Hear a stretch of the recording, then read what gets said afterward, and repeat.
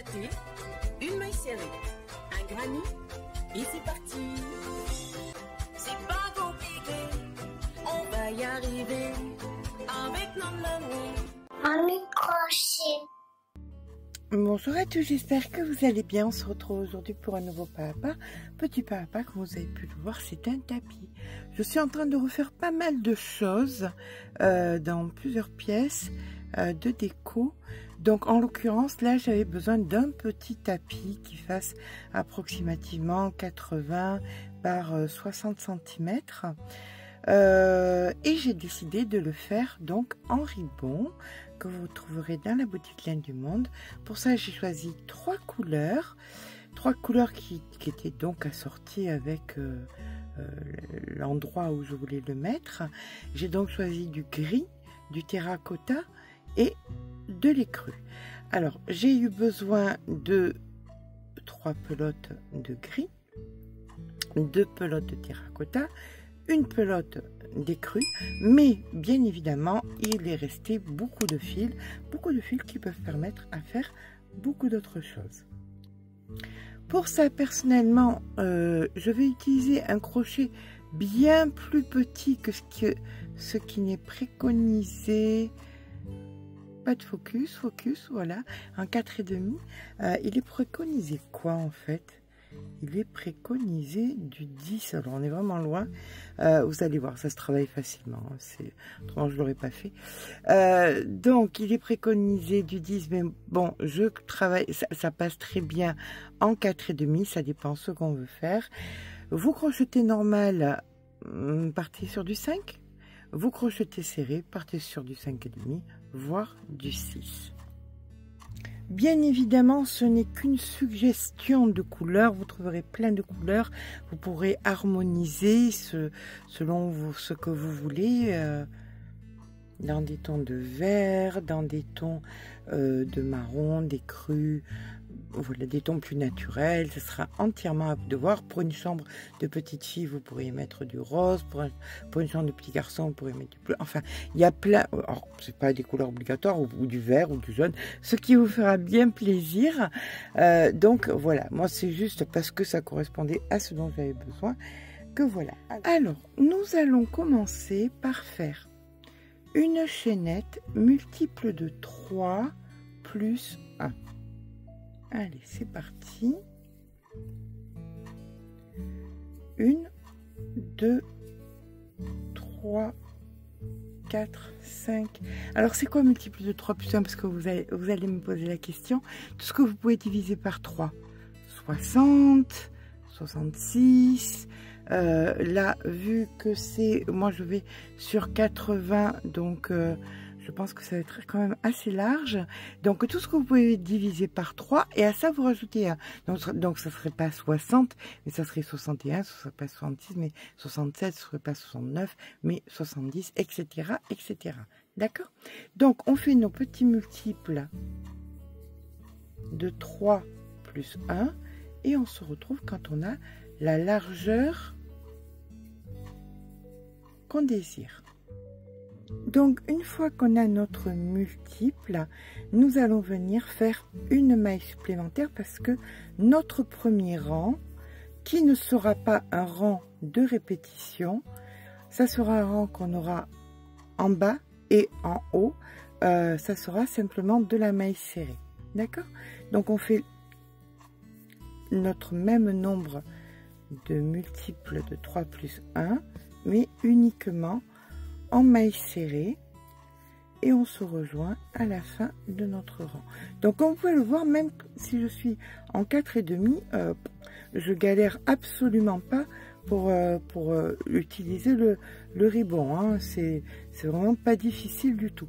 Au contraire, c'est une jolie tenue, c'est bien droit, c'est bien propre, et c'est ce qu'on attend, ce qu'on espère. Voilà, on termine par notre dernière maille comme ceci. Là, vous tournez le travail, mais surtout, vous ne faites pas de maille en l'air. C'est important. Nous allons venir maintenant piquer. On récupère et on fait une maille serrée, suivie d'une maille en l'air. Puis, Dans la même maille, on fait 2 brides. Donc 1 et 2.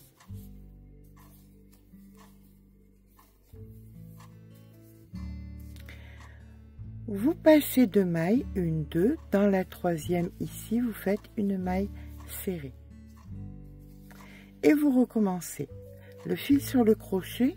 Alors oui, il n'y a pas la maille, en l'air là par contre. Hein. On fait 2 brides. Alors chaque fois, ce sera pareil. Les séquences sont maille serrée, 2 brides, maille serrée, 2 brides, etc., etc. Excusez-moi, je vous ai un peu bousculé. Hop, voilà. Donc je passe de maille, maille serrée. Dans la même maille, 2 brides. Donc 1, 2, je passe de maille, 1, 2, maille serrée, et je fais ça jusqu'à la fin du rang. Et je vous rejoins en fin de rang. Voilà, on termine notre rang, donc maille serrée, nos 2 brides, 1, 2, et dans la dernière ici, on vient faire notre maille serrée. Toujours pareil, pas de maille en l'air, on tourne le travail et là vous recommencez tout ce qu'on vient de faire, tout simplement. C'est pas beaucoup plus compliqué que ça. Là vous faites une maille serrée, une maille en l'air, les 2 brides supplémentaires, donc 1, 2. On passe les 2, 1, 2 ici, maille serrée, les 2 brides, etc., etc. Alors, si vous voulez faire sur le même rythme que moi, comme vous avez vu le tapis, pour ma part, on compte pas la maille serrée. Hein. Il y a 6 rangs, donc comme ceci, puis un rang d'écrue, 4 rangs de terracotta, un rang d'écrue, 6 rangs de gris. Et on recommence, un rang d'écrue, 4 rangs de terracotta, un rang d'écrue, etc., etc. D'accord? Je vous rejoins pour vous montrer comment on change de couleur. À tout à l'heure. Donc, à partir de maintenant que j'ai fait mes 6 rangs, je vais commencer à faire mes rayures sous le modèle suivant. Donc, ça, c'était mes mailles serrées, mon rang de mailles serrées, les 6 rangs de gris. Un écru, 4 terracotta, un écru, 6 gris, un écru, 4 terracotta, un écru, 6 gris, un écru, 4 terracotta. Ça, c'est moi parce que je voulais faire que 60 cm. Vous, bien évidemment, comme il va vous rester du fil, si vous le voulez plus large ou plus long ou plus tout ce que vous voulez, vous pourrez faire différemment. Hein, et puis dans d'autres couleurs surtout. Alors, je vais vous montrer maintenant comment je change de couleur. Je viens donc couper sur 10 cm, pas besoin de plus. Je prends la couleur suivante et je viens tout simplement, voilà, mettre ma couleur suivante sur mon crochet. Je fais une maille en l'air et là, je refais mon même point. C'est-à-dire que je vais venir faire une bride,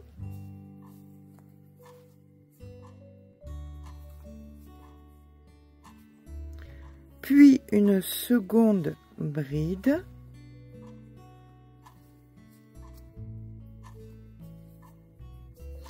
et là, bah, écoutez, je fais le même point, hein, tout à fait, tout exactement pareil.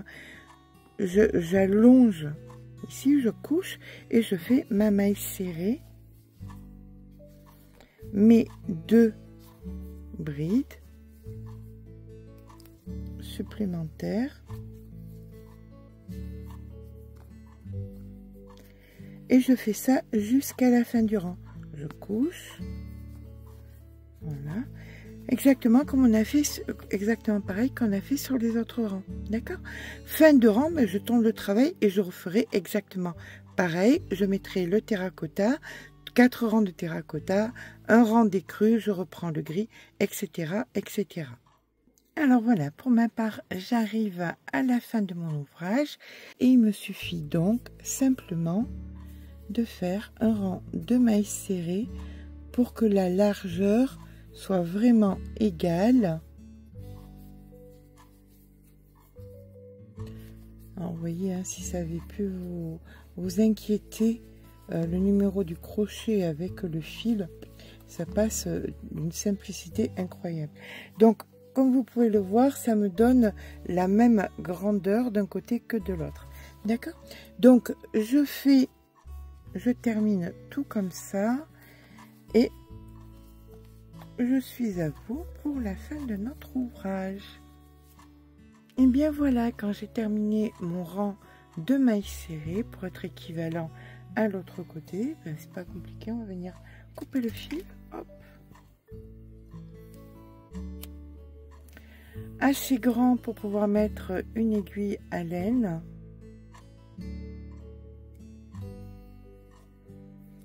On vient faire notre nœud, voilà, et là maintenant on va devoir rentrer le fil par de multiples allers et retours parce que comme ça passe à la machine, ben on n'a pas envie que ça se défasse. Voilà, donc je rentre bien mon fil et je suis à vous. Nous voici à présent avec notre tapis, vous voyez, il est assez grand et je vais vous montrer tout ce qui reste comme fil. Donc il reste tout ça, et alors là c'est vraiment énorme, il reste encore tout ça. Donc vous aurez largement de quoi faire une petite corbeille, vous aurez largement, et on fera prochainement, mais peut-être même avec les restes, qu'on fera une corbeille pour pouvoir utiliser le reste du fil. Voilà, j'espère que ce petit pas à pas vous aura plu. Si c'est le cas, n'hésitez pas à mettre un petit pouce en l'air, ça fait toujours plaisir. N'hésitez pas à vous abonner. Sur ce, je vous fais de gros bisous et je vous dis à très vite pour un nouveau tuto.